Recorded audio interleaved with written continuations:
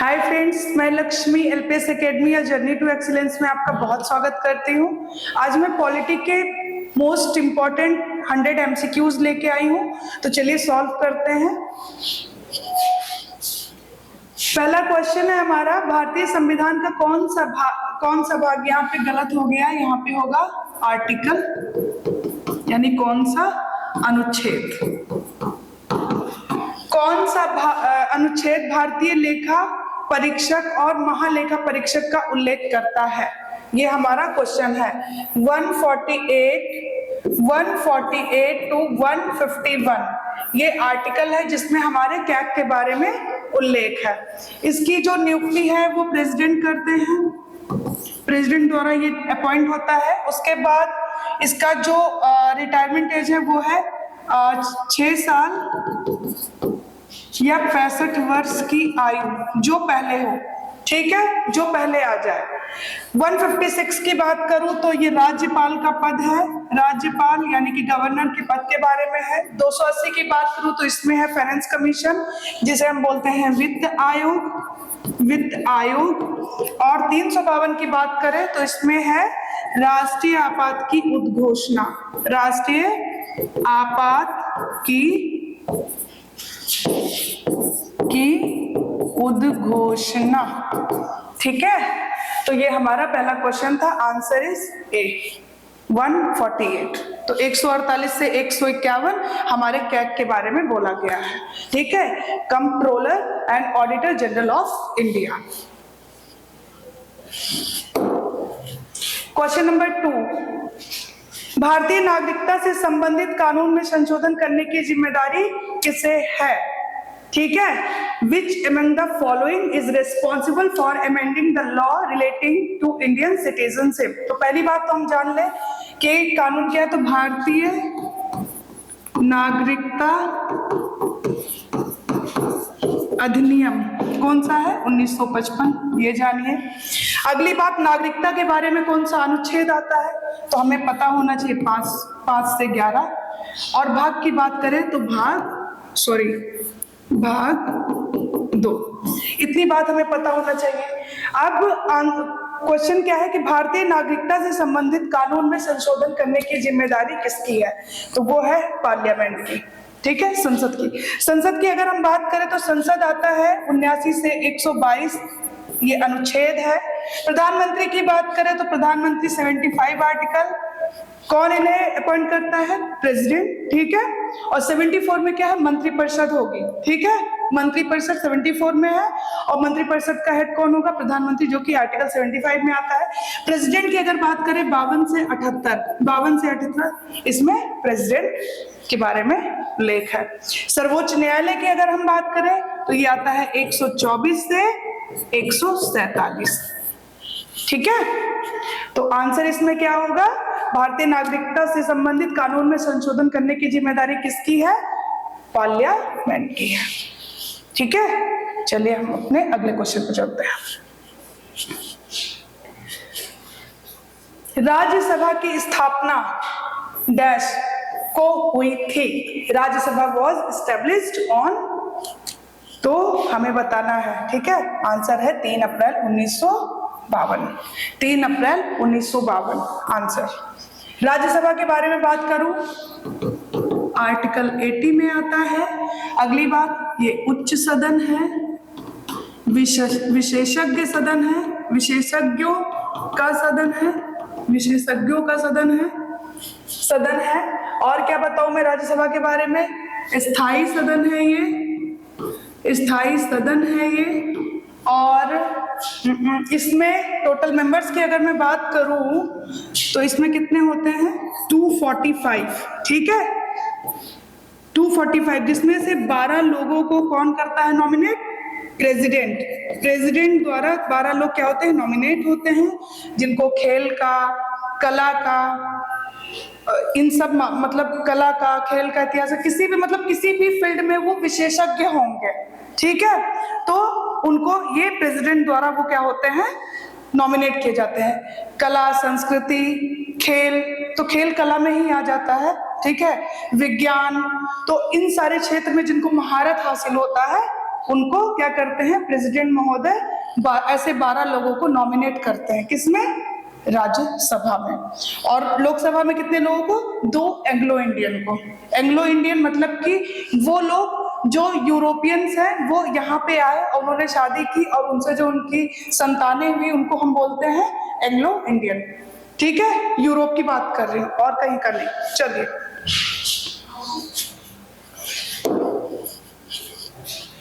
अगला क्वेश्चन है हमारा, क्वेश्चन नंबर 4। निम्नलिखित राज्यों में से कौन पंचायती राज प्रणाली का पालन नहीं करता है, पंचायती राज प्रणाली का पालन नहीं करता है। Answer is Mizoram, answer is Mizoram. Mizoram की अगर बात करें तो मिजोरम की राजधानी है आइजॉल। ठीक है, त्रिपुरा यहाँ पे है, त्रिपुरा की अगर बात करें, त्रिपुरा की राजधानी है अगरतला। असम की बात करें, इसकी राजधानी है दिसपुर। और राजस्थान की बात करें तो जयपुर इसकी राजधानी है। ठीक है, तो इसमें मिजोरम है आंसर। चलिए नेक्स्ट क्वेश्चन पे बढ़ते हैं हम। कौन सा निकाय मौलिक अधिकारों का संरक्षक माना जाता है, मौलिक अधिकारों का संरक्षक माना जाता है, मौलिक अधिकारों का। ठीक है, कौन सा निकाय है, फंडामेंटल राइट्स की बात कर रहा है, जुडिशरी है ना। मौलिक अधिकारों का अगर हनन होता है तो हम कहाँ जाते हैं, आर्टिकल 32 हमें राइट देता है, संवैधानिक उपचार आपने सुना होगा, हम सुप्रीम कोर्ट जा सकते हैं। और 226 के तहत हम हाई कोर्ट जा सकते हैं। 5 रिट्स होती हैं, आपको पता ही। ठीक है, तो जुडिशरी होगा। अगर हम सुप्रीम कोर्ट की बात करें तो 124 से 147 तक अनुच्छेद है। पार्लियामेंट की बात करें 79 से 122 है। और उसके बाद सत्ताधारी पार्टी, तो इसमें आंसर होगा जुडिशरी। ठीक है, चलिए अगले क्वेश्चन पे आते हैं। दिल्ली की विधानसभा केवल डैश पर कानून बना सकती है। ठीक है, the legislative assembly of Delhi can only make laws on, तो किस पर बना सकती है, पब्लिक, जनता। ठीक है, चलिए नेक्स्ट क्वेश्चन पे आते हैं। क्वेश्चन नंबर 7, निम्नलिखित में से कौन संविधान और कानूनों को एक साथ बनाए रखने की प्रतिज्ञा लेता है, कानूनों, संविधान और कानूनों को एक साथ बनाए रखने की प्रतिज्ञा लेता है कौन, प्रेसिडेंट। प्रेसिडेंट के बारे में 52 से 78 है। ठीक है, और chief justice of India Bharat के एक मुख्य न्यायाधीश होंगे। ठीक है, और अभी मैंने बताया कि सुप्रीम कोर्ट 124 से 147, ये बार बार रिपीट करने का एक ही मकसद है कि आपको बिल्कुल रट जाए अनुच्छेद। प्राइम मिनिस्टर भारत के प्रधानमंत्री होंगे। 75, 74 क्या है, मंत्रिपरिषद। ठीक है, स्टेट गवर्नर की बात करें तो आपको पता है 156 में है, राज्यपाल होगा, राज्यों में एक राज्यपाल होगा। ठीक है, और इसको अपॉइंट कौन करते हैं, प्रेसिडेंट। ठीक है, राज्यपाल को। चलिए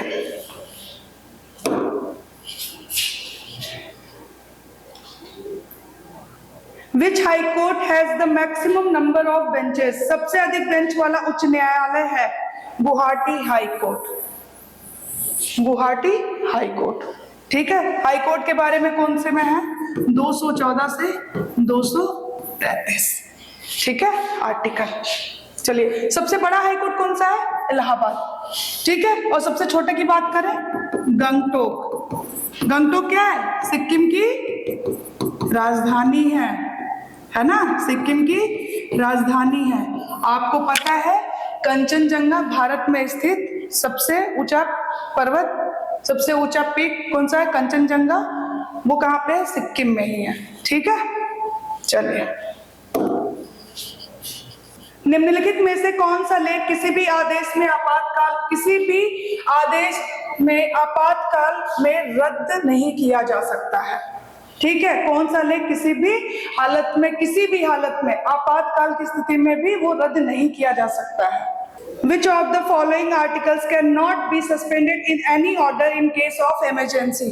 ठीक है, आर्टिकल 20 और 21, आर्टिकल 20 और 21। 20 क्या है, दोष सिद्धि, दोष सिद्धि। आपको पता होगा अगर आपने कोई अपराध किया है तो उस वक्त जो भी उस अपराध के लिए दंड होगा आपको वही सजा मिलेगी, उसके बाद जो उससे रिलेटेड कोई कानून नया बनता है तो उससे कोई फर्क नहीं पड़ता है, ठीक है।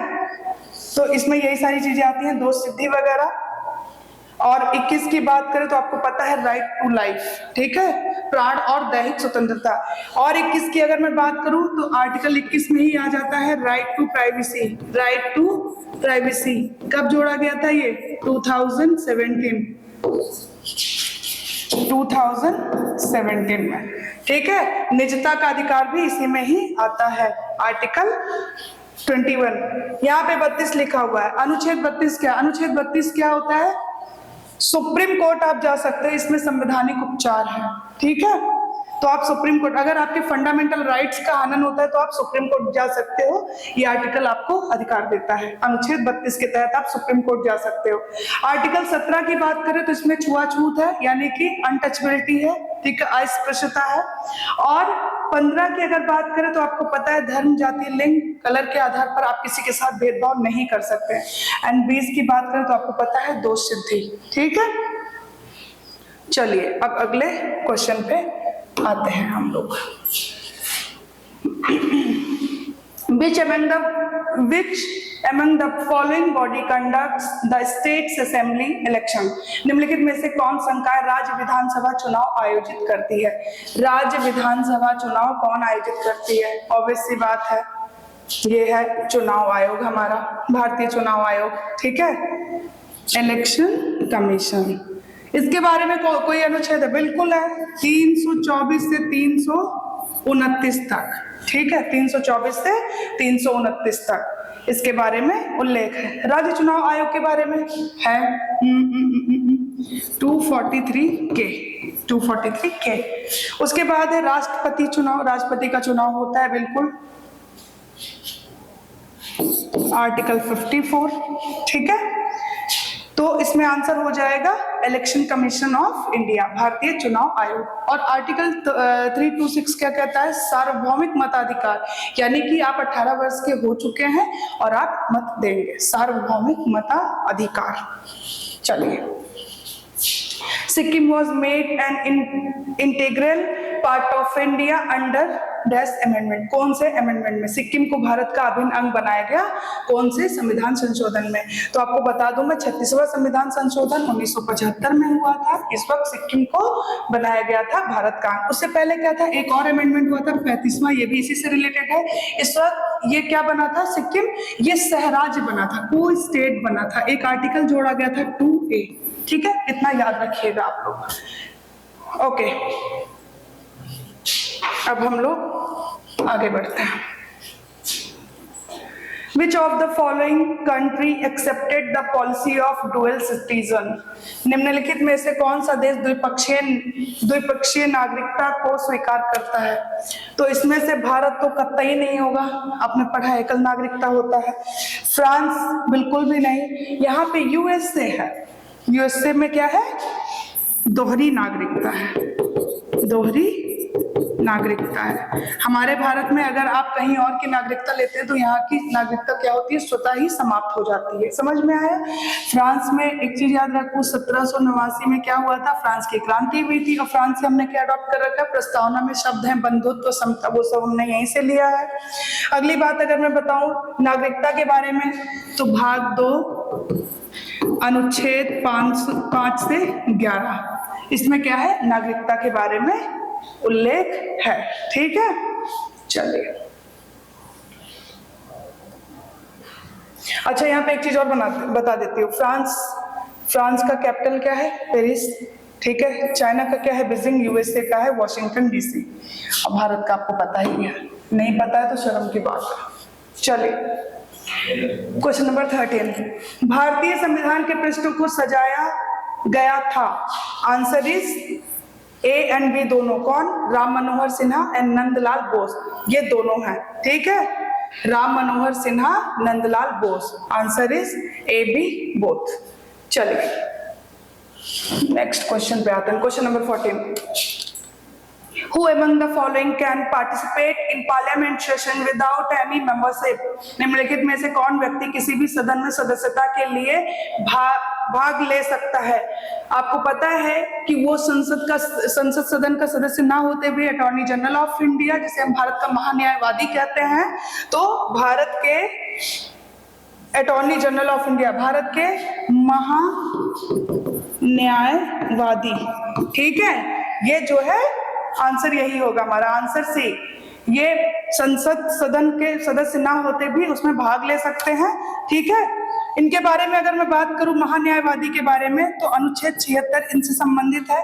इनको कौन, ये हमारे भारत के क्या है, सर्वोच्च कानूनी अधिकारी होते हैं। और अगली बात, इनको नियुक्त कौन करता है, प्रेसिडेंट, ठीक है। कैग की अगर बात करूं तो अभी बताया था मैंने, फर्स्ट क्वेश्चन ही था, 148 से 151। आपको बता दूं राज्यों में कैग जैसे किसी भी पद का उल्लेख नहीं किया गया है। कैग जो है सेंट्रल लेवल पे होता है और ये राज्य और केंद्र दोनों स्तरों पे लेखा परीक्षक करता है, ठीक है। और उसके बाद प्रेसिडेंट ऑफ इंडिया की बात करूं 52 से 78, ठीक है। Chief justice of India, Bharat के मुख्य न्यायाधीश, ठीक है। आप लोग देखोगे कि अभी भारत के मुख्य न्यायाधीश कौन है, मैं इतना बता सकती हूँ कि 50वें अभी हैं। आप देखोगे 49 कौन थे और 50 कौन है, ठीक है, 50वें नंबर के कौन है, जरूर देखना भारत के मुख्य न्यायाधीश। चलिए, dash controls the maximum number of state, सबसे अधिक राज्यों का नियंत्रण कौन सा उच्च न्यायालय करता है? चेन्नई, कोलकाता, दिल्ली, मुंबई, तो ये होगा Mumbai, answer is Mumbai high court, ठीक है, मुंबई हाई कोर्ट करता है। हाई कोर्ट के बारे में 214 से लेकर 233 तक उल्लेख है। Chief ministers of states are members of, राज्यों के मुख्यमंत्री के मेंबर होते हैं, किसके मेंबर होते हैं? एनडीसी के, राष्ट्रीय विकास परिषद के, 1952 में आई थी ये, ठीक है। इलेक्शन कमीशन किसमें है? 324 से 329। अच्छा, इलेक्शन कमीशन की अगर मैं बात करूं, स्टार्टिंग में इसमें एक आयुक्त होता था, ठीक है, मुख्य आयुक्त होता था, सिर्फ एक मुख्य आयुक्त। बाद में क्या हुआ, 2 और ऐड किए गए, फिर हटाया गया, फिर से ऐड किया गया। फाइनली इसमें अभी कितने हैं? 3 मेंबर्स हैं और तीनों को समान शक्तियां दी गई हैं, एक मुख्य आयुक्त और 2 अन्य आयुक्त हैं, ठीक है, जो कि प्रेसिडेंट द्वारा नियुक्त किए जाते हैं। मुख्य आयुक्त, मुख्य चुनाव आयुक्त, चीफ इलेक्शन कमिश्नर। एनडीसी, तो आंसर होगा एनडीसी। फाइनेंस कमीशन की बात करें, अनुच्छेद 280 है। और नीति आयोग क्या है? 1 जनवरी 2015 को आया था ये एक थिंक टैंक, ठीक है। आप लोग मुझे बताओगे नीति आयोग, ये जो नीति है इसका फुल फॉर्म बताओगे आप लोग।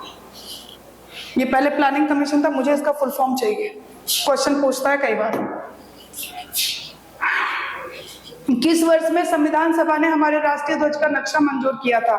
1947, 22 जुलाई 1947 को। 1946 डेट कुछ जाना पहचाना सा लग रहा है? नहीं, कैबिनेट मिशन आया था, भारत कैबिनेट मिशन आया था, ठीक है। 1949 भी जाना पहचाना लग रहा है, 26 नवंबर संविधान सभा ने काम पूरा किया था, ठीक है। चलिए, सबसे अधिक न्यायाधीशों वाला उच्च न्यायालय कौन है? Which high court has the maximum number of judges? सबसे अधिक न्यायाधीशों वाला उच्च न्यायालय कौन सा है? तो अभी मैंने थोड़ी देर पहले बताया था सबसे बड़ा कौन सा? इलाहाबाद, तो ऑब्वियस है इलाहाबाद हाई कोर्ट। अच्छा, इलाहाबाद का नाम अभी क्या है? प्रयागराज, ठीक है, ओके। चलिए फिर से बताती हूँ मैं, 214 से 233 रट लीजिए, जितने क्वेश्चन करिए बार बार रिपीट होगा तो जरूर याद हो जाएगा। अगले क्वेश्चन पे आते हैं हम लोग। The Lok Sabha speaker submits his resignation to, किसको? पढ़ाया भी आप लोग को क्लास में मैंने, लोकसभा का जो अध्यक्ष होता है, लोकसभा स्पीकर होता है, वो उपाध्यक्ष को, ठीक है। तो यहाँ पे क्या है? डेप्यूटी स्पीकर, उपसभापति या उपाध्यक्ष, उपाध्यक्ष को अपना त्याग पत्र देता है। उपाध्यक्ष किसको देगा? उसको वापस, किसको? लोकसभा स्पीकर को, लोकसभा स्पीकर को, ठीक है। लोकसभा की बात कर लेते हैं थोड़ी सी हम लोग। लोकसभा क्या है? निचला सदन है, जनता का सदन है, लोकप्रिय सदन है।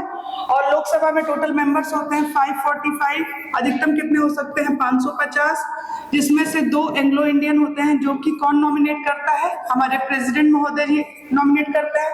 अभी जो नई लोकसभा बनी है उसमें अब कितनी सीटें बना दी गई हैं? 888, ठीक है। चलिए, राष्ट्रपति के बारे में 52 से 78, प्रधानमंत्री आर्टिकल 75, आर्टिकल 75 75, ठीक है। नेक्स्ट क्वेश्चन पे आते हैं हम लोग। In which language the constitution of India was mainly written? Bharat का संविधान मुख्य रूप से किस भाषा में लिखा गया है? इंग्लिश और हिंदी दोनों में लिखा गया है, ठीक है। चलो नेक्स्ट आ जाओ। भारतीय संविधान अल्पसंख्यकों के अनुपात को किस आधार पर मान्यता देता है? अल्पसंख्यक अनुपात की बात कर रहा है, ठीक है। तो ये होगा जनसंख्या आधार होगी इसकी, population basis, population basis. Answer is सी।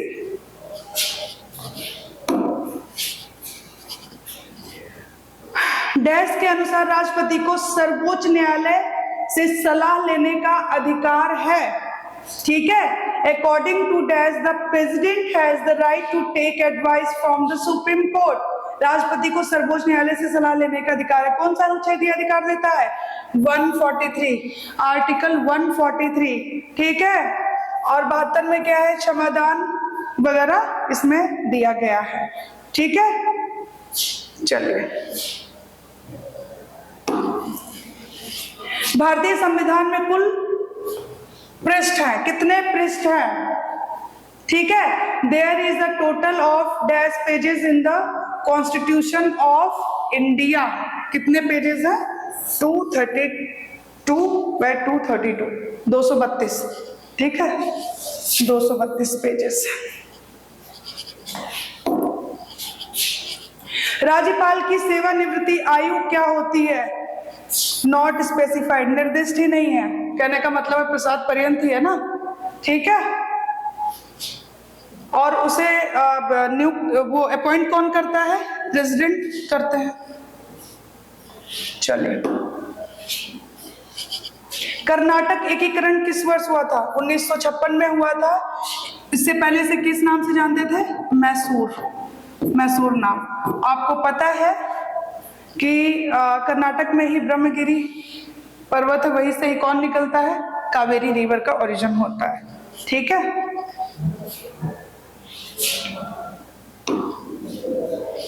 राज्य लोक सेवा आयोग अपनी रिपोर्ट किसे सौंपता है? किसे सौंपता है? State PSC submits its report to the governor, ठीक है। यूपीएससी किसे सौंपेगा? राष्ट्रपति। संघ लोक सेवा आयोग राष्ट्रपति, और राज्य लोक सेवा आयोग किसे देगा? राज्यपाल को देगा। समझ में आया? राष्ट्रपति और राज्यपाल। चलिए, संघ लोक सेवा आयोग के बारे में, मतलब संघ लोक सेवा नहीं, लोक सेवाओं के बारे में कौन सा अनुच्छेद है? 315 से 323, ये भी याद रखिएगा, ठीक है। Which of the following articles is associated with budget? पहली बात तो मैं ये बता दूं, ये क्वेश्चन है निम्नलिखित में से कौन सी धारा बजट से संबंधित है? तो ये होगा तो 112 ही। लेकिन कभी भी इस तरीके का हमारे संविधान में बजट शब्द का प्रयोग नहीं हुआ है 112 में। इसमें हुआ है वार्षिक वित्तीय विवरण, ठीक है। 110 की अगर मैं बात करूं तो 110 में है मनी बिल। 110 में क्या है? मनी बिल है, धन विधेयक जिसे हम कहते हैं। मनी बिल के बारे में बता दूं, ये लोकसभा में ही पारित होता है। अगली बात यह है कि इसका आखिरी निर्णय कौन लेगा? लोकसभा स्पीकर लेगा। और राज्यसभा की अगर बात करें, बिल्कुल राज्यसभा के पास ये जाता है।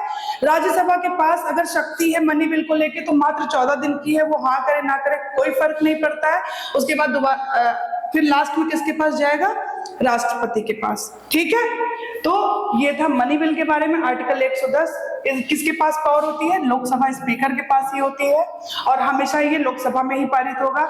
117 की अगर बात करें, इसमें है वित्त विधेयक, और 315 आपको अभी बताया था मैंने कि लोक सेवाओं के बारे में इसमें उल्लेख है, ठीक है। Dash is the chairman of NITI Aayog. कौन होता है नीति आयोग का चेयरमैन? प्रधानमंत्री। ठीक है, नीति आयोग के अध्यक्ष कौन होते हैं? प्रधानमंत्री जी होते हैं। प्रधानमंत्री के बारे में 75 में है कि भारत में क्या होगा? प्रधानमंत्री होगा। ठीक है, और राष्ट्रपति के बारे में 52 से 78। ठीक है। Who was the constitutional advisor to the Constituent Assembly in India? भारतीय संविधान सभा के संवैधानिक सलाहकार कौन थे? बी.एन. राव जी। ठीक है, सलाहकार कौन थे? बी.एन. राव जी। डॉक्टर राजेंद्र प्रसाद की अगर मैं बात करूं तो आपको बता दूं, जो संविधान सभा की बैठक हुई थी, ठीक है, 9 दिसंबर 1946 की अगर बात करो, इस समय अस्थायी अध्यक्ष कौन थे? अस्थायी अध्यक्ष थे सच्चिदानंद सिन्हा जी, सच्चिदानंद सिन्हा, डॉक्टर सच्चिदानंद सिन्हा। और जो 11 दिसंबर को हुई थी, डॉक्टर राजेंद्र प्रसाद थे, डॉक्टर राजेंद्र प्रसाद, ये स्थायी अध्यक्ष थे। समझ में आया? डॉक्टर भीमराव अंबेडकर की अगर मैं बात करूं, 29 अगस्त 1947 को उन्होंने प्रारूप समिति की अध्यक्षता की थी। उसी समय उसका गठन भी हुआ था। उसमें टोटल 7 मेंबर्स थे। आप लोग मुझे बताओगे कि वो 7 मेंबर कौन थे? 7 सदस्य प्रारूप समिति में कौन थे? समझ में आया? बहुत इंपॉर्टेंट है।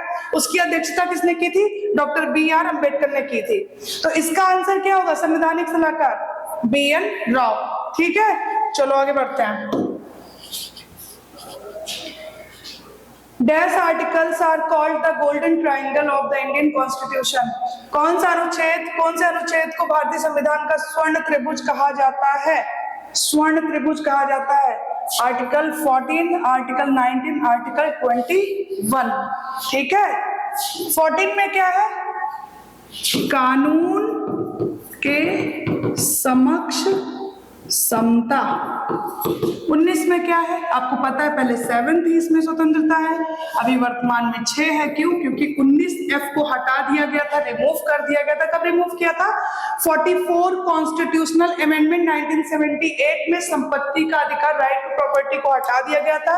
अब वो एक लीगल राइट है, कानूनी अधिकार है, उसे किसमें कर दिया गया है? 300 का में कर दिया गया है। अब आ जाइए, इसमें कितने अधिकार, कितने राइट, अब इसमें स्वतंत्रताएं हैं 19 में? मात्र 6 हैं। एक्सक्यूज मी, मात्र 6 हैं। 21 की बात करूं तो 21 में क्या है? प्राण एवं दैहिक स्वतंत्रता। ठीक है, एक चीज और बता दूं, 2017 में एक चीज और ऐड किया गया था, राइट टू प्राइवेसी। किस में आता है? आर्टिकल 21 में आता है। आर्टिकल 20 में क्या है? दोष सिद्धि। 21 में राइट टू लाइफ ही है। 16 में लोक नियोजन है। समझ में आया? आर्टिकल 18 में क्या है? उपाधियों का अंत। उपाधियों का अंत मतलब क्या? सेना और शिक्षा को छोड़ के बाकी कोई भी नाम के आगे उपाधि नहीं लगाई जाएगी। बाकी तो बता ही दिया मैंने। चलिए आगे बढ़ते हैं हम। In the absence of governor of state, who takes the responsibility of its office? राज्य के राज्यपाल की अनुपस्थिति में इसके कार्यालय की जिम्मेदारी कौन लेता है? उच्च न्यायालय के मुख्य न्यायाधीश। समझ में आया? कौन लेता है? Chief justice of the high court. Attorney general of India के बारे में कौन सा अनुच्छेद है? 76। इन्हें कौन लाता है? प्रेसिडेंट जो है इन्हें नियुक्त करते हैं। क्या करते हैं? भारत के क्या है? सर्वोच्च कानून विधि अधिकारी हैं, कानून अधिकारी हैं। ठीक है, यहाँ पे वकील गलत लिखा हुआ है, ये वकील नहीं होगा यहाँ पे, अटॉर्नी जनरल ऑफ इंडिया में। ठीक है, भारत के मुख्य वकील। उसके बाद आता है प्राइम मिनिस्टर, आर्टिकल 75। ठीक है, attorney general of India 76, chief justice of India, chief justice of the high court, उच्च न्यायालय के मुख्य न्यायाधीश। तो राज्य के राज्यपाल की अनुपस्थिति में इसके कार्यालय की जिम्मेदारी कौन लेगा? Chief justice of the high court. और हाई कोर्ट की बात करूं 214 से 233 के बारे में है। There were originally how many articles in the Constitution of India? Bharat के संविधान में मूल रूप से कितने अनुच्छेद थे?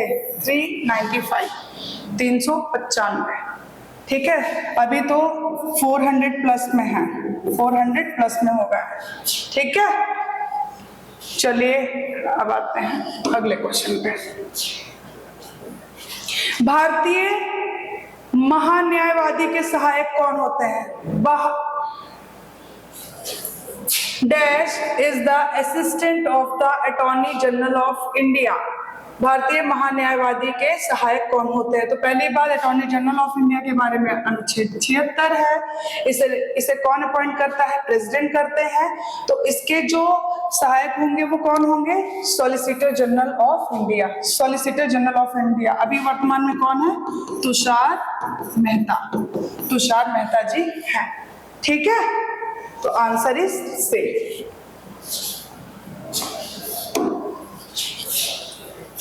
What is the retirement age of the Chief of Defence Staff? CDS, भारतीय रक्षा प्रमुख के सेवानिवृत्ति की आयु क्या है? 65 इयर्स, ठीक है। 3 साल या 65 साल, जो पहले हो। पहले सीडीएस कौन थे? जनरल बिपिन रावत। आप लोग मुझे बताओगे अभी कौन है? खैर बता ही देती हूँ, अनिल चौहान।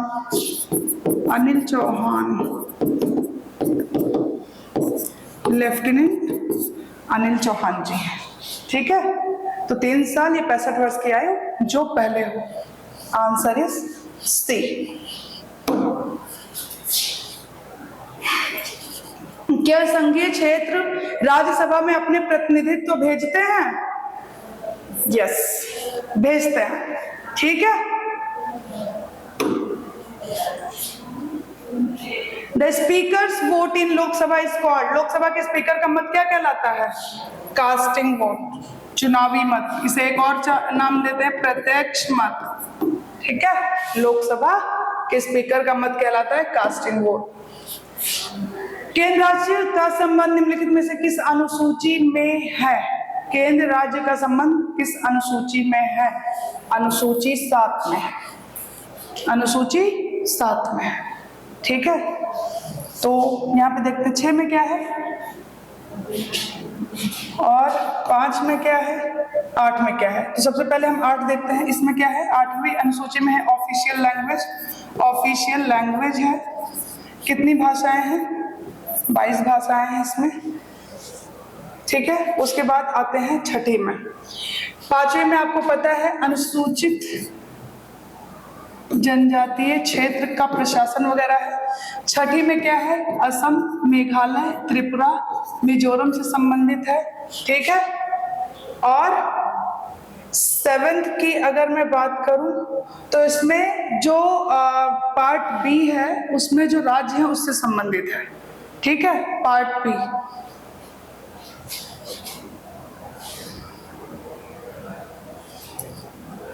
नौवीं अनुसूची की अगर बात करूं तो आपको पता है कि मूल संविधान में 8 अनुसूचियां थी, बाद में 4 जोड़ी गई थी। तो यानी कि 9वीं पहले जोड़ी गई होगी। 9वीं जोड़ी गई थी 1951 में, पहला संविधान संशोधन हुआ था। 9वीं सूची जोड़ी गई थी। और एक बात बता दूं कि ये किससे संबंधित, इसमें 284 विषय थे, लेकिन ये जो बहुत ज्यादा फेमस हुआ था वो किस लिए हुआ था? लैंड रिफॉर्म को लेके, भूमि सुधार को लेके। तो 9वीं सूची जोड़ी गई थी। 8वीं ऑफिशियल लैंग्वेज है। 6ठी की अगर बात करूं तो असम, मेघालय, त्रिपुरा, मिजोरम में जो जनजातियां उनसे संबंधित है।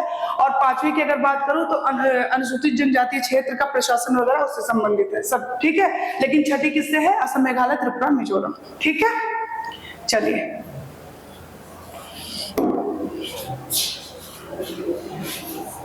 निम्नलिखित में से किसके विरोध में प्रस्तावना में समाजवादी और धर्मनिरपेक्ष शब्दों के प्रस्ताव को लाने का विरोध हुआ था?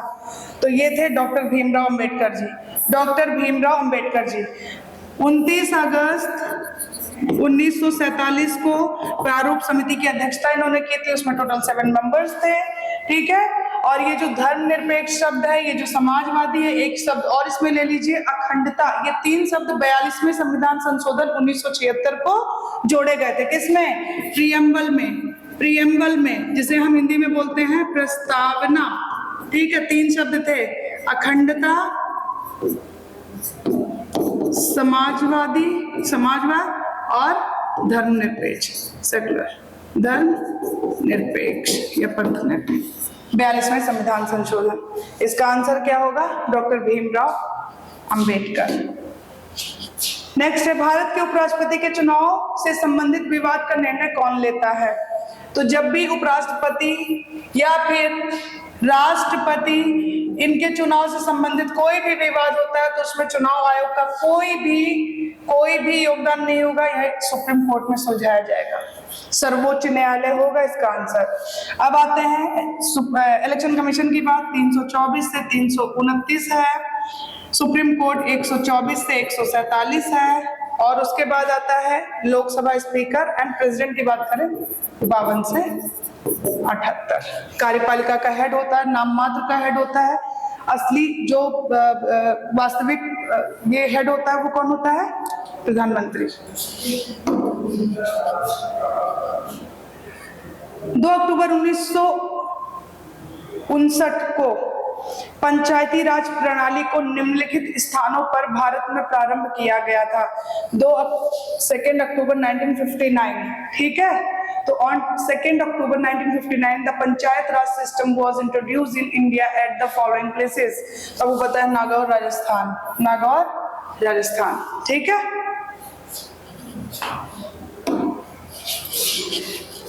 निम्नलिखित में से कौन सा निकाय संवैधानिक या संवैधिक नहीं है?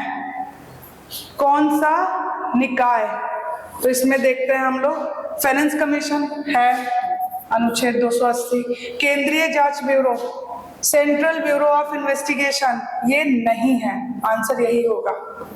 सीबीआई नहीं है। नेशनल ग्रीन ट्रिब्यूनल, ये बात करूं इसकी तो ये आया था 2010 में, अपीलीय अधिकार भी ये रखता है, ठीक है? तो ये भी है। यूनियन पब्लिक सर्विस कमीशन की बात करूं 315 से 323 लोक सेवाओं के बारे में दिया गया है, तो इसमें आंसर होगा सीबीआई, जो कि एक संवैधानिक निकाय नहीं है। क्वेश्चन नंबर 42, निम्नलिखित में से किस मंत्रालय का केंद्रीय जांच ब्यूरो के साथ संबंध है? अभी हमने इससे पहले जो क्वेश्चन किया था उसमें क्या था? सीबीआई, ठीक है? तो मिनिस्ट्री ऑफ पर्सनल, कार्मिक मंत्रालय का केंद्रीय जांच ब्यूरो के साथ संबंध है, ठीक है? कार्मिक मंत्रालय, ministry of personal.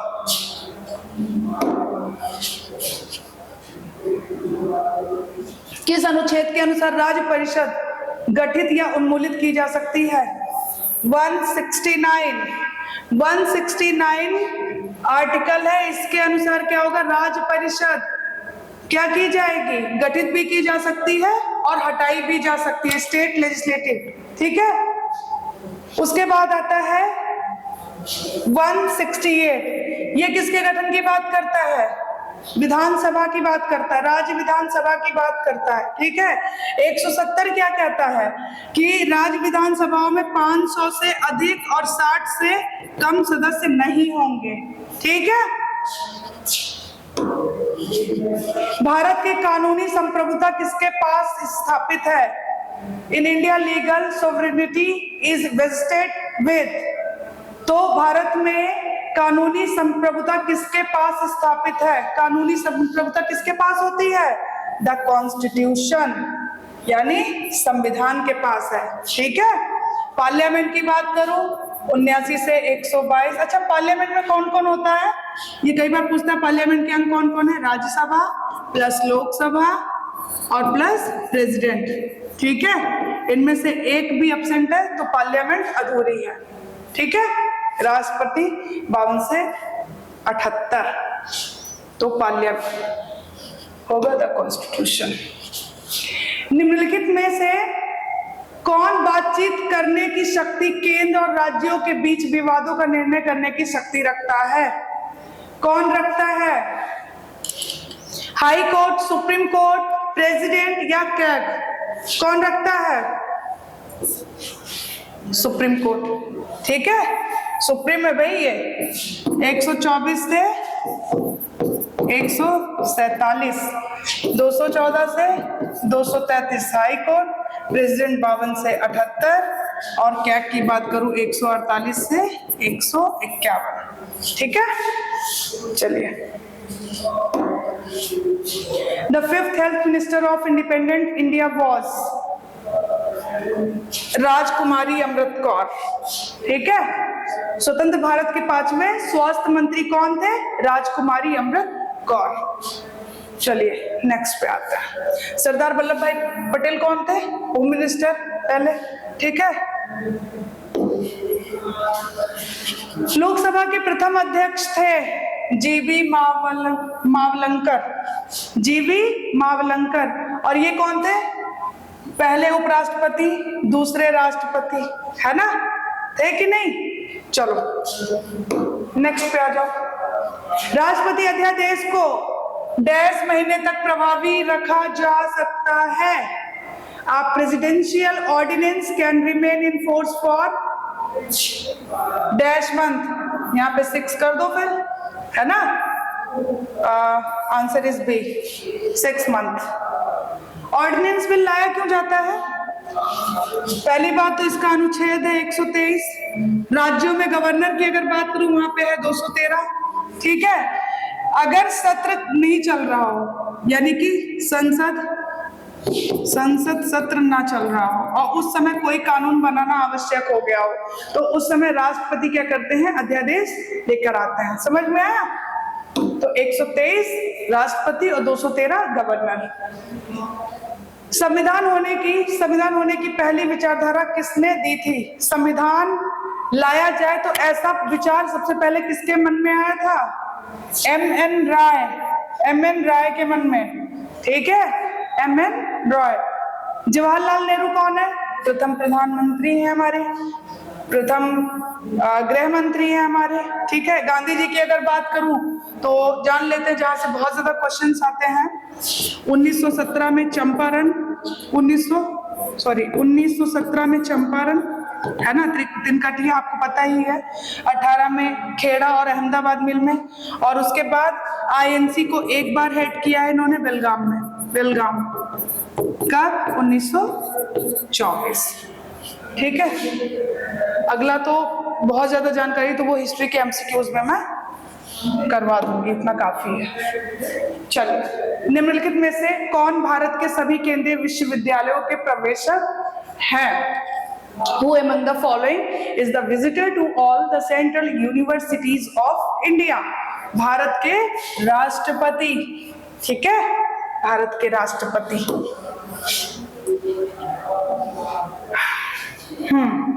What is the tenure of a panchayat as per the 73rd Constitutional Amendment Act? 73वें संवैधानिक संशोधन अधिनियम के अनुसार पंचायत की कार्यकाल कितनी होती है? 5 इयर्स होती है। आइए मैं थोड़ा सा समझाती हूँ। मैंने तभी बोला था कि हमारा जो मूल संविधान था उसमें कितनी अनुसूचियां थी? 8 थी। बाद में 4 जोड़ी गई, तो कितनी हो गई अब टोटल? 12। 4 जो जोड़ी गई थी तो 9वीं, 10वीं, 11वीं और 12वीं। ये 9वीं 1951 पहला संविधान संशोधन, 9वीं सूची जोड़ी गई थी। उसके बाद 10वीं सूची जोड़ी गई थी, 1985 में हुआ था ये 52वां संविधान संशोधन, 52nd। दल बदल से संबंधित था। ठीक है, दल बदल से संबंधित था। उसके बाद 11वें की बात करूं 1990-92, यहाँ पे क्या हुआ था? 73वां संविधान संशोधन हुआ था। यहाँ पे पंचायतें थी, ग्राम पंचायतें थी, ग्राम पंचायतें। इसमें 29 विषय थे। ठीक है, 29 विषय थे। उसके बाद 12वीं की बात करूं, ईयर सेम था 1990-92, 74वां संविधान संशोधन। ये किससे संबंधित था? नगर पालिकाएं, नगर पालिकाएं। इसमें कितने विषय थे? 18 विषय थे, 18 विषय थे। ठीक है, तो ये 4 सूचियां जोड़ी गई थी बाद में। तो 73वां संविधान संशोधन 1990-92 में 29 विषय थे टोटल। और 74वें की बात करें, अगर उसमें विषय नहीं याद करें तो यहाँ पे कर लीजिएगा 9 2 मल्टीप्लाई 9 तो कितना हो जाएगा? 9 2 या 2 9 कितना होता है? 18। तो 18 विषय 74वें में थे। ठीक है, निम्नलिखित में से कौन भारत के उपराष्ट्रपति नहीं बने? कौन भारत के? गुलजारी लाल नंदा जी। गुलजारी लाल नंदा जी नहीं बने। ये जब नेहरू की डेथ हुई है उसके बाद ये आए थे, तो ये प्रधानमंत्री थे बहुत शॉर्ट टाइम के लिए। ठीक है, तो आंसर होगा गुलजारी लाल नंदा। चलिए, अधीनस्थ न्यायालयों की देखरेख किसके द्वारा की जाती है? Subordinate courts are supervised by, तो कौन करेगा? उच्च न्यायालय, हाई कोर्ट। ठीक है, 214 से 233, 124 से 147, पार्लियामेंट 79 से 122। भारतीय संविधान का कौन सा भाग केंद्र राज्य संबंधों से संबंधित है? पार्ट 4, पार्ट 10, पार्ट 11, पार्ट 12, कौन सा भाग है बताइए? पार्ट 11। ठीक है, भाग 11 किससे संबंधित है? केंद्र राज्य संबंधों से। आर्टिकल की बात करूं 245 से 255 आर्टिकल है। ठीक है, और कितने भाग है वैसे वर्तमान में? 24। ठीक है, कई कई जगह 25 भी आता है, और पहले कितने थे? 22 भाग। ठीक है, 73वें संविधान संशोधन अधिनियम की कार्यवाहिता कब से होती है? कब से होती है? अप्रैल 1993, अप्रैल 1993, बताइए। अप्रैल 1993 है ना? आंसर क्या होगा? अप्रैल 1993। अभी मैंने क्या बताया था? 73वां संविधान संशोधन हुआ था। ठीक है, 1990, 92 ये थी, 29 विषय थे इसमें। ठीक है, और कौन सा जोड़ा गया था? भाग 9। चलिए, निम्नलिखित में से कौन न्यायाधीशों के चयन के लिए समिति में शामिल नहीं है? न्यायाधीशों का जब चयन होता है तो उस समय कौन शामिल नहीं होता है? Who among the following is not included in the committee for the selection of judges? Chief Justice of India, Prime Minister, Union Law Minister या leader of opposition in Lok Sabha? आपको बता दूं मैं कि यूनियन लॉ मिनिस्टर, केंद्रीय विधि मंत्री इसमें नहीं होते हैं, बाकी सब लोग होते हैं। ठीक है, ठीक है, और ये जानना चाहिए, इंपॉर्टेंट है क्वेश्चन, ये इंपॉर्टेंट सब है, लेकिन यहाँ से कई बार क्वेश्चन आता है। तो न्यायाधीशों के चयन समिति में कौन नहीं शामिल होता है? Union law minister. बाकी कौन कौन होता है देख लीजिए, भारत के मुख्य न्यायाधीश, प्रधानमंत्री और लोकसभा के विपक्ष के नेता। प्राक्कलन समिति, प्राक्कलन समिति में निम्नलिखित में से कौन होते हैं? सबसे बड़ी समिति होती है लोकसभा के 30 सदस्य। वैसे तो हम आप लोग देखते होंगे 15 लोकसभा, 7 राज्यसभा ऐसे होता है, लेकिन यहाँ पे 30 सदस्य होते हैं, और 30 किससे होते हैं? लोकसभा से ही होते हैं। समझ में आया? सबके कहां से होते हैं? लोकसभा। तो लोकसभा के 30 सदस्य, एस्टिमेट कमिटी, प्राक्कलन committee. The council of ministers doesn't include, मंत्रिमंडल में कौन शामिल नहीं है? मंत्रिमंडल के मंत्री, राज्य मंत्री, मंत्रिमंडल सचिव, पोर्टफोलियो के बिना मंत्री। तो इसमें कैबिनेट सेक्रेटरी शामिल नहीं होते हैं, मंत्रिमंडल सचिव नहीं होते हैं। ठीक है, कौन कौन होता है देख लीजिए, cabinet ministers, minister without portfolio, ये सब होते हैं, और मिनिस्टर ऑफ स्टेट्स। राज्यसभा किसके मामले में लोकसभा से अधिक शक्ति का आनंद लेता है? राज्यसभा की बात कर रहा है, तो लोकसभा से अधिक शक्ति का आनंद लेता है। नए सभी इंडिया सर्विसेज की, setting up knew all India services. आपको बता दूं मैं, एक तो ये 315 में 323 तक क्या है? लोक सेवाएं हैं। 323 तक क्या है? लोक सेवाएं हैं, लोक सेवाओं के बारे में है। और आर्टिकल 249 क्या है? राज्य सूची के किसी विषय पर अगर जो उपस्थित और मतदान करने वाले मेंबर्स हैं, ठीक है, वो अगर ये बता दे कि ये जो राज्य सूची का विषय है ये राष्ट्र हित में है, तो उस पर क्या करेगा, पार्लियामेंट कानून बना सकता है। तो आर्टिकल 249 किसके पास स्पेशल पावर है, राज्यसभा, और लोक सेवाओं के लिए भी स्पेशल पावर है राज्यसभा के पास। बाकी मनी बिल आपको पता है आखिरी निर्णय लोकसभा स्पीकर का ही होता है, सामान्य बिलों में भी यही है। उसके बाद setting up knew all India services, नए जो सर्विसेज होती हैं, सेवाएं होती हैं, उसके मामले में अगर हम बात करें तो राज्यसभा के पास पावर है। ठीक है, संविधान संशोधन कौन से आर्टिकल में आता है, 368। 3 प्रकार के संविधान संशोधन बताए गए हैं। ठीक है, भारतीय राज्य व्यवस्था में निम्नलिखित में से कौन सर्वोच्च है, in Indian polity which among the following is supreme, कौन है सुप्रीम, संविधान। ठीक है, कोई राष्ट्रपति नहीं, कोई प्रधानमंत्री, संविधान, कॉन्स्टिट्यूशन जो है सुप्रीम है। The definition of money bill is given in article dash of the Indian Constitution. Money bill की परिभाषा भारतीय संविधान में दी गई है, 110 में दी गई है।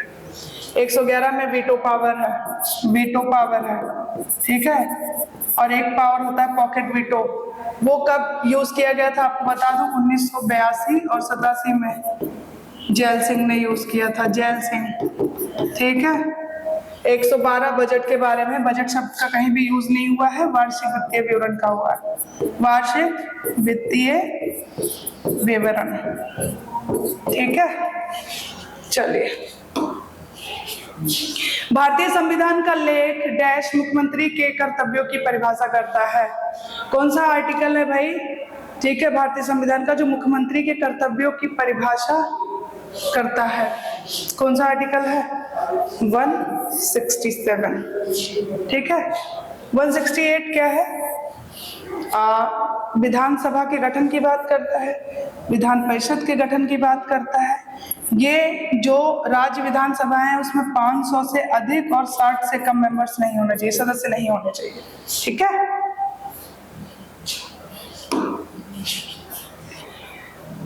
मंत्रिमंडल प्रणाली और साझेदारी जिम्मेदारी किसके योगदान है, मंत्रिमंडल प्रणाली और साझेदारी जिम्मेदारी किसके योगदान है, cabinet system and collective responsibility are the contribution of USA, India, Britain, France. Britain, ठीक है, ब्रिटेन है।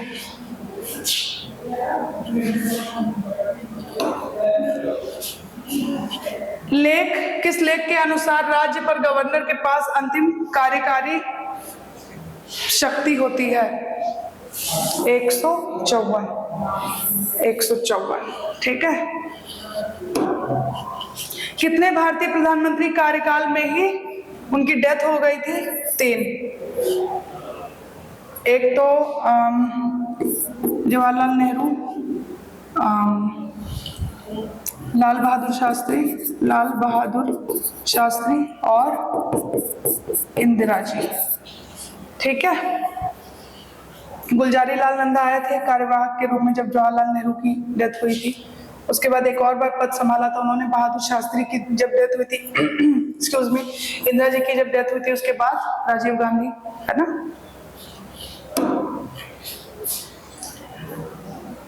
भारतीय संविधान को किस अध्यायों में, कितने अध्यायों में विभाजित किया गया है, भारतीय संविधान को कितने अध्याय हैं इसमें, 22 अध्याय हैं।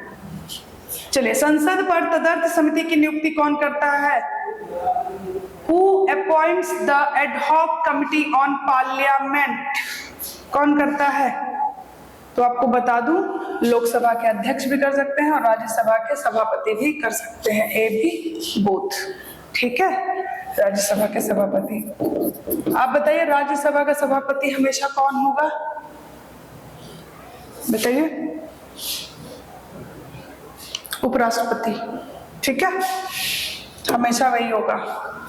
सरकार की स्थिरता इसमें सुनिश्चित होती है राष्ट्रपतीय रूप में, प्रेसिडेंशियल फॉर्म। ठीक है, सर्वोच्च न्यायालय किसके लिए प्रतिपालक है, सेंट्रल स्टेट डिस्प्यूट, केंद्र राज्य विवाद, प्रियम्बल प्रस्तावना, फंडामेंटल राइट्स। तो ये जो सुप्रीम कोर्ट है, आपको पता है फंडामेंटल राइट्स का अगर हनन होता है तो आप सीधे सुप्रीम कोर्ट जा सकते हो, अनुच्छेद 32 के तहत। 226 के तहत कहाँ जाओगे? High court. 5 रिट जारी किए जाते हैं, ठीक है, जिसमें से होता है अधिकार परीक्षा, बंदी प्रत्यक्षीकरण, परमादेश, उत्प्रेषण और प्रतिषेध। ठीक है, आपको पता होना चाहिए अधिकार परीक्षा क्या होता है, बंदी प्रत्यक्षीकरण होता है, परमादेश, उत्प्रेषण और प्रतिषेध ये किसके लिए जारी किए जाते हैं। ठीक है, ये भी पता होना चाहिए आपको। तो आपको 5 रिट पता होना चाहिए। चलिए, उसके बाद आता है भारतीय संसद के अंग है। अभी अब मैंने बोला था अभिन्न अंग है, राज्यसभा लोकसभा तो है ही, Rajya Sabha plus Lok Sabha plus president. ठीक है, आपको मैंने बताया था अगर सत्र ना चल रहा हो, चाहे वो राज्यसभा ही या दोनों ना चल रहा हो, तो क्या करते हैं उस समय प्रेसिडेंट क्या करते हैं, ऑर्डिनेंस बिल लाते हैं या नहीं, 123 है ना, अनुच्छेद 123 अध्यादेश। समझ में आया? आइए अगले क्वेश्चन पे आते हैं हम लोग। Right to privacy comes under article, निजता का अधिकार अनुच्छेद बताया था मैंने, अनुच्छेद 21 कब 2017 में जोड़ा गया। और अनुच्छेद 21 को क्या किस नाम से जानते हैं? प्राण एवं दैहिक स्वतंत्रता। ठीक है, अनुच्छेद 18 पे आता है उपाधियों का अंत। क्या है उपाधियों का अंत? सेना शिक्षा को छोड़कर बाकी कोई भी उपाधि नहीं लगाओगे। 19 में पहले 7 थे स्वतंत्रताएं, अभी 6 हैं। 19F को रिमूव कर दिया गया था। राइट टू प्रॉपर्टी को अब वो किस में है? 300A में है, जो कि एक लीगल राइट है, कानूनी अधिकार है। बेस पे आ जाओ, दोष सिद्धि है इसमें। समझ में आया? दोष सिद्धि मतलब दोष सिद्धि मतलब कि एक ही अपराध के लिए 2 बार दंडित नहीं किए जा सकते हो आप, है ना। ये सारी चीजें आती हैं उसमें। और अगर आपने कोई अपराध किया है तो उसके बाद अगर उस अपराध से संबंधित कोई दंड दिया गया तो वो नहीं, जब आपने अपराध किया था उस समय जो दंड था उस अपराध के लिए वही आपको दिया जाएगा, ना कि कोई और। ठीक है, अब आते हैं अगले क्वेश्चन पे। आर्टिकल कौन कौन से हैं जो राष्ट्रीय आपातकाल में शून्य नहीं हो सकता? कहने का मतलब है ऐसे कौन से अनुच्छेद हैं जो नेशनल इमरजेंसी में भी नहीं निलंबित होते हैं? 20 और 21 कभी भी निलंबित नहीं होगा। 20-21 कभी भी निलंबित नहीं होगा। ठीक है, 20 क्या है? वही दोष सिद्धि, और 21 क्या है? Right to life. ठीक है, 14 से 18 की बात करूं तो राइट टू इक्वालिटी आता है। इसमें बता दूं 14 कानून के समक्ष समता, कानून के समक्ष। 15 जाति धर्म लिंग, इसके आधार पर आप किसी के साथ भेदभाव नहीं करोगे। 16 आता है लोक नियोजन। 17 आता है अस्पृश्यता यानी अनटचबिलिटी। 18 आता है उपाधियों का अंत। ठीक है, ये आता है 14 से 18 जिसे हम बोलते हैं राइट टू इक्वालिटी, समता का अधिकार। 19 की अगर बात करूं तो 19 आता है, इसमें कितनी थी? 7 स्वतंत्रताएं थी, अभी 6 हैं। आपको बताया मैंने कई बार। 19F को हटा दिया गया, रिमूव कर दिया गया। कब? 44वें संविधान संशोधन 1978 द्वारा। अब वो क्या हो गया है? राइट टू प्रॉपर्टी जो हट के कहाँ चला गया? 300 में चला गया, जो कि अभी क्या है? लीगल राइट है। ठीक है, 21 बता ही दिया आपको। 29 और 30 की बात करूं तो अल्पसंख्यकों के लिए शैक्षिक संस्थानों वगैरह का प्रावधान किया गया है 29 और 30 में। समझ में आया? चलिए अगले क्वेश्चन पे आते हैं। भारतीय दंड संहिता की निम्नलिखित धारा LGBTQ से संबंधित है। 377 धारा आप लोगों ने सुना ही होगा। ठीक है, क्या है? लेस्बियन, गे, बाइसेक्सुअल। ठीक है, तो ये सब इसमें आते हैं। तो कौन सी धारा है ये? Which of the following sections of the IPC is related to LGBTQ? तो 377 धारा 377 लगती है। चलिए, भारतीय संविधान में डैश की स्वतंत्रता सुनिश्चित करने के प्रावधान हैं। ठीक है, तो क्या बता रहा है ये? There are provisions in the Constitution of India to ensure the independence of, कौन सी है? न्यायिक स्वतंत्र, न्यायिक तंत्र, जुडिशरी, ठीक है। अगर मैं सुप्रीम कोर्ट की बात करूं 124 से 147 है, पार्लियामेंट की बात करूं 79 से 122 है, नागरिकता की बात करूं 5 से 11 है, ठीक है। पार्ट 2 है नागरिकता अधिनियम कौन सा था, 1955 था। हमारे भारत में एकल नागरिकता का प्रावधान है, ठीक है। अगला क्वेश्चन है नगर योजना भारतीय संविधान के भाग में आती है, तो आपको बता दूं भाग 9 का किसमें आती है, 9 का, और 9 किसमें है, ग्राम पंचायतें, और ये क्या है, नगर पंचायत, ठीक है। एक ग्राम पंचायत कई छोटे क्षेत्रों में विभाजित होती है, इस क्षेत्र को क्या कहा जाता है, वार्ड कहा जाता है। नेक्स्ट आइए, किस धारा के तहत हर भारतीय नागरिक को स्वास्थ्य का अधिकार दिया जाता है, आर्टिकल 21, राइट टू लाइफ, ठीक है। एक अच्छा पर्यावरण होना चाहिए, ठीक है, गरिमापूर्ण जीवन होनी चाहिए, राइट टू लाइफ में वही आता है। प्रकाश सिंह के फैसले से संबंधित है, Prakash Singh judgement is related to police सुधार है, ठीक है। और एक बार आप लोग देखेंगे प्रकाश सिंह जजमेंट क्या था, निम्नलिखित में से गवर्नर से संबंधित सही जोड़ी ढूंढें, फाइनेंशियल पावर यानी वित्तीय शक्ति धारा 202, ग्रांड पार्डन आर्टिकल 161, वध सदन और धारा 161, और उसके बाद आता है विवेकाधीन शक्ति 163। तो कौन सा होगा इसमें से, ऑल ऑफ दिस, ठीक है, इनमें से सभी। कौन सी धारा के अनुसार भारत में बल प्रयोग प्रतिबंधित है, कौन सा है, 23। 21 है राइट टू लाइफ, और 2017 में इसी में जोड़ दिया गया था राइट टू प्राइवेसी। 22 की अगर हम बात करें फिर आता है 23 और 24। 23 में क्या है, ये दोनों क्या है, शोषण के विरुद्ध।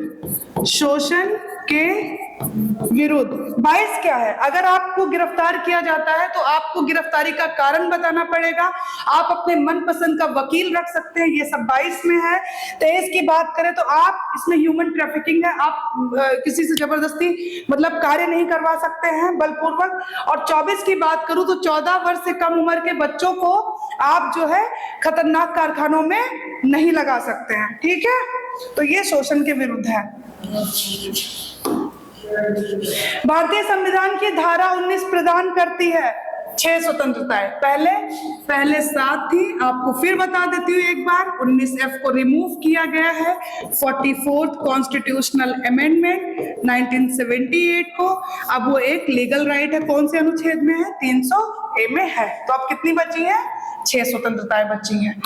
राइट टू स्पीच यानी कि अभिव्यक्ति की स्वतंत्रता है, संघ बनाने की स्वतंत्रता है, हड़ताल करने की स्वतंत्रता है, व्यापार करने की स्वतंत्रता है, घूमने फिरने की स्वतंत्रता है 19 में, ठीक है।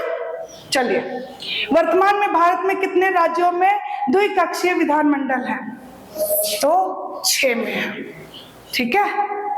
आप लोग देखोगे कहाँ कहाँ है, मैं 2 जगह का बताती हूँ। अच्छा बताइए, यूपी, बिहार, आंध्र प्रदेश, तेलंगाना, महाराष्ट्र, यहाँ क्या है, यहाँ पे विधानसभा भी है और विधान परिषद भी है, ठीक है। विधानसभा का गठन 168 आर्टिकल, और विधान परिषद का अगर गठन करना है 169 आर्टिकल। गठन भी करना है या उसे रिमूव भी करना है, यही होता है, ठीक है। क्वेश्चन नंबर 83, सुप्रीम कोर्ट के न्यायाधीशों की वेतन और भत्ते निम्नलिखित में से निकाले जाते हैं, तो ये होगा कंसोलिडेटेड यानी कि संचित निधि, ठीक है। कौन से आर्टिकल में आता है, 266, और ये जो आपातकालीन निधि है किसमें आता है, 267, ठीक है।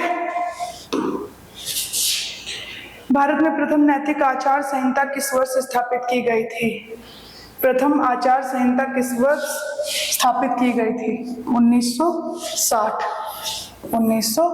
में, ठीक है। न्यायिक समीक्षा प्रणाली का उद्भव कहाँ हुआ है? न्यायिक समीक्षा, judicial review originated, judicial review कहाँ से हुआ है? यूएस से। ठीक है, वक्ता के चुनाव की तारीख को निर्दिष्ट किया जाता है। The date of election of the speaker is specified by, किसके द्वारा? किसके द्वारा होता है ये? राष्ट्रपति। ठीक है, राष्ट्रपति के द्वारा। चुनाव आयोग 324 से 329, प्रेसिडेंट 52 से 78। निम्नलिखित में से कौन फजल अली आयोग के सदस्य थे? फजल अली आयोग के सदस्य कौन थे? एच.एन. कुंजरू, एच.एन. कुंजरू। ठीक है, फिर आता है निम्नलिखित में से कौन सा दस्तावेज जीवित दस्तावेज कहलाता है? जीवित दस्तावेज कौन सा कहलाता है? कॉन्स्टिट्यूशन, संविधान। ठीक है, और प्रस्तावना की अगर बात करें, ये उद्देश्य प्रस्ताव भी आपने सुना होगा, नेहरू जी द्वारा लाया गया था। प्रस्तावना में 3 शब्द जोड़े गए थे 42वें संविधान संशोधन 1976 में। कौन कौन से शब्द थे? अखंडता, धर्मनिरपेक्ष और समाजवाद। ठीक है, आईएएस और आईपीएस का निरस्त करने की सिफारिश की गई थी, किसके द्वारा?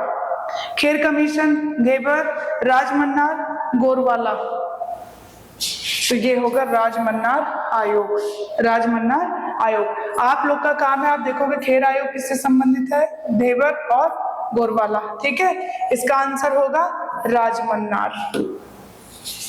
संघ शासित प्रदेशों का प्रशासन इसके द्वारा किया जाता है। कौन करता है संघ शासित प्रदेशों का प्रशासन? इसके हाथ में होता है प्रेसिडेंट। ठीक है, यूटीज, यूनियन टेरिटरीज का। कौन सा अधिनियम अलग मतदाताओं की प्रणाली को प्रस्तावित करता है? कौन सा अधिनियम? अलग मतदाताओं, तो 1909, फिर आता है माल्य मिंटो 1919। ये दोनों या केवल एक? दोनों। ठीक है, तो आंसर इज 3। कैसे? आपको पता है ये जो 1919 था, मिंटो को क्या बोला जाता है? सांप्रदायिकता का जनक बोला जाता है, कि मतलब मुस्लिमों के लिए अलग से वोटिंग करवा दी गई थी। यहाँ पे उसमें विस्तार किया गया था अल्पसंख्यकों में। इसमें कौन? बौद्ध, पारसी और ईसाई, अल्पसंख्यक ईसाइयों के लिए भी विस्तार कर दिया गया था। ठीक है, तो माल्य मिंटो और क्या कहते हैं, मॉन्टेग्यू जेम्स फोर्ड, ये होगा मार्ले मिंटो, मार्ले मिंटो। और वेरी सॉरी, ये मार्ले जो 1919 है, ये क्या होगा? Montague Chelmsford. ठीक है, चलिए, तो ये दोनों हो जाएगा।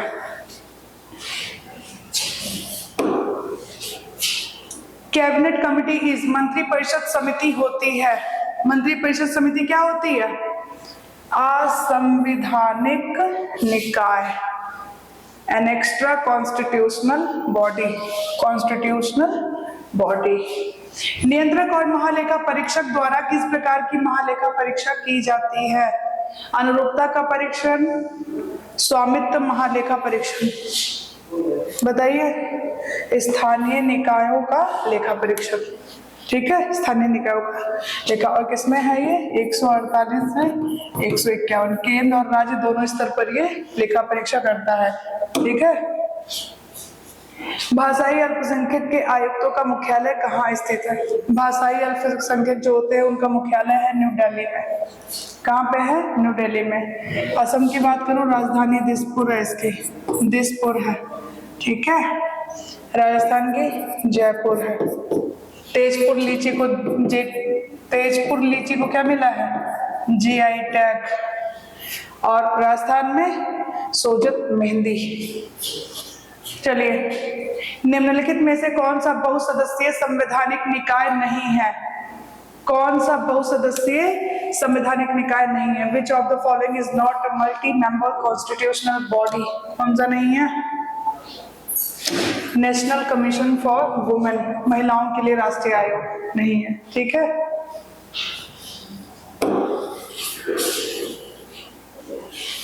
सार्वभौमिक पूर्ण मताधिकार होगा, मताधिकार, सार्वभौमिक मताधिकार संविधान में कौन से अनुच्छेद में बोला गया है? आपको बता दो, सार्वभौमिक मताधिकार मतलब होता है इसका कि आपकी जितने भी भारतीय नागरिक है उनकी 18 वर्ष आयु हो गई है तो वो मत देंगे, ठीक है, वोटिंग कर सकते। तो ये आर्टिकल 326 और 324 से लेकर 329 की बात करूं तो ये इलेक्शन कमीशन के बारे में इसमें उल्लेख है। इलेक्शन कमीशन, ठीक है, एक मुख्य निर्वाचन आयुक्त होता है उसमें और 2 अन्य होते हैं, ठीक है, और नियुक्त कौन करता है उन्हें? राष्ट्रपति। 2014 में चुने गए लोकसभा को कौन सी लोकसभा कहा जाता है? 16वीं, ठीक है, 2014 में चुने गए लोकसभा को क्या बोला जाता है? 16वीं लोकसभा।